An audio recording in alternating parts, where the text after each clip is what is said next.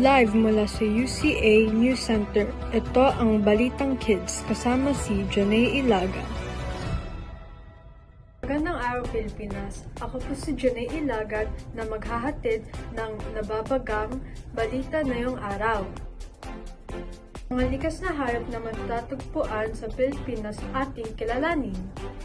Ang Pilipinas ay tahanan ng mga kakaibang hayop na dito lamang sa ating kapuluan matatagpuan. Isa na rito ang Luzon strip rat. Ang Luzon strip rat ay matatagpuan sa mga kagubutan ng Ilocos Region. Ito ay may guhit sa likod.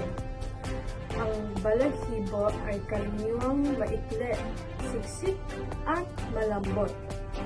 Sa halip na predominantly herbivorous or omnivorous, tulad ng ibang mga mern o mga sinaunang daga. Ang mga Luzon strip rat ay kadalasang kumakain ng mga invertebrate gaya ng mga uod, bagamat kumakain din sila ng mga ilang uri ng gulay. Ang mga daga na ito ay tinuturing na lumang endemics at marahil ay resulta ng isa sa mga unang kolonisasyon sa mga isla ng Pilipinas, kung saan ang ilang mga uri ng mern ay nagkolonya sa ilang bahagi ng Ilocos noong unang panahon. Ako po muli si Janay Ilagan para sa Balitang Kids.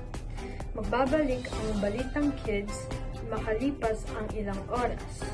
Maraming salamat po.